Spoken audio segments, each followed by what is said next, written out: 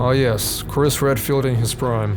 Before he got drunk somewhere in East Europe, and especially before he returned in a sequel with a new, unrecognizable face and voice, to the point where it was necessary for him to say his own name out loud, just so that the audience knows it's actually him and not a new character. I'm Redfield.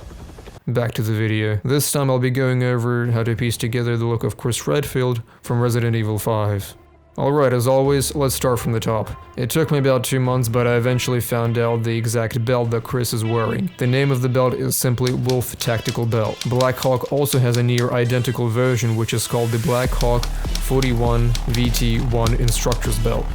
They usually go for around $20 or $30 on Amazon, and they are relatively easy to get. The small thing to mention is that Chris is also wearing a tan belt pad as well. It's hard to make out due to the graphics, but it's most likely Black Hawk's Schwartz in a custom tan color. On the left side of the belt, you will want to add a dual mag pouch, preferably in a tan color, a radio pouch on the back, and preferably a green army fanny pack.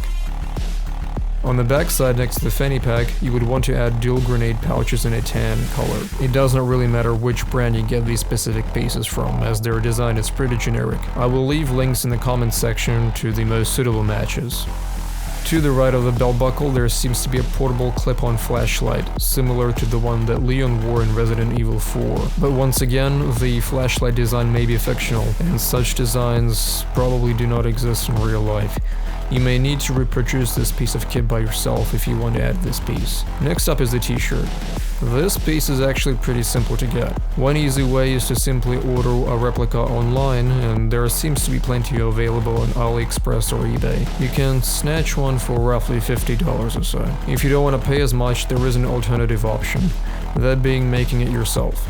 Luckily, you don't have to do a whole lot. You can start by buying a cheap combat shirt of a military store or even Amazon or eBay. There are ones without sleeves, but if by any reason you can't find their sleeveless variant, you can just cut off the sleeves right off to the bicep and you should be good. After that, you will need to either stitch on or paint the blue and white detailing seen on his shoulders. If you're going to stitch them on, I prefer getting some elastic material. Then you can order a BSAA patch and simply slap it onto the Velcro on the side and you should be good. Alright, next up is Chris's harness setup.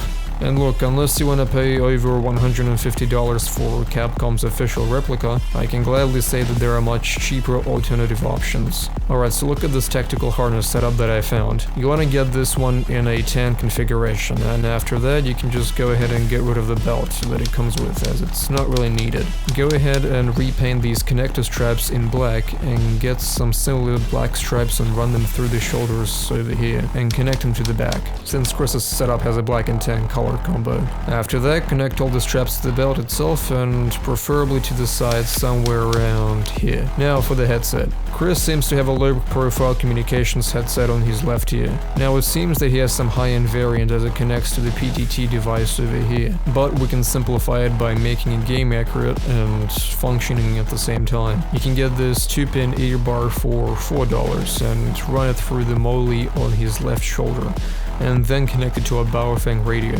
To add some accuracy points, you can replicate this PTT box yourself and just clip it on somewhere on his left shoulder. Maybe even make a hole and run the headset wire through it. It's going to be purely decorational though. Besides, the in-game version isn't really based on any particular PTT model, as it's not really detailed and it's quite literally a black box. Alright, let's get to those legs. Chris Redfield is either very stylish or some fashion enthusiast. I don't know if it's just me, but I see white combat pants. It's actually quite rare. It's possible that the colors are blown out due to the game's heavy color filter, but then I did some research and then TAC 702 showed me this image of private contractors wearing the exact pants that Chris wore. So, turns out that white combat pants do exist. I couldn't find the exact model, but they're most likely from Black Hawk, specifically the lightweight tactical pants line. You can just buy a tan or a light gray variant and it will work too. If not, then you can just re-dye them into a different color. Searching for white cargo pants also gave some interesting results, almost 1-to-1 replicas in fact. You can try using any one of these as well.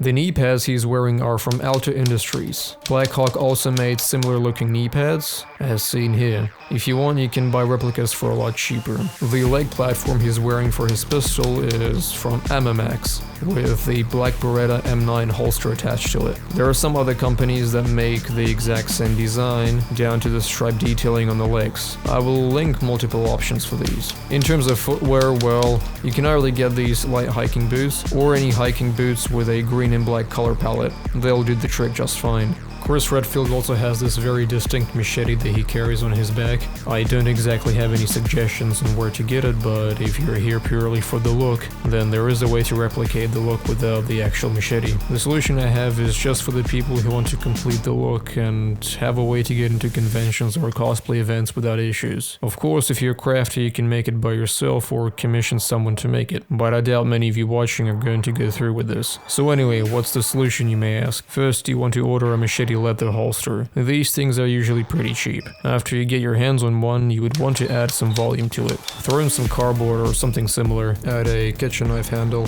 to imitate the machete holstered inside. How you go about this is up to you, but I thought I'd throw in an idea.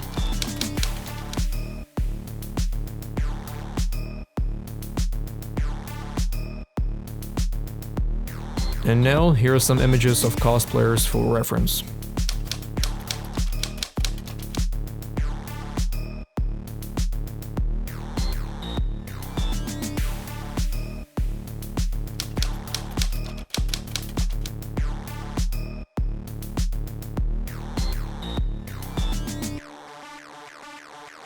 Recently, I've noticed that some people in the comment sections of my previous videos go above and beyond when it comes to tracking down some of the harder to find equipment. If you know any of the whereabouts or specific names of gear that I haven't been able to pinpoint, it'll be greatly appreciated if you mention in the comment section. Links to any sellers are also appreciated. I will also try my best to post links to all the pieces of equipment that I found, as well as update the links if they die. As always, thanks for watching, and until next time everyone.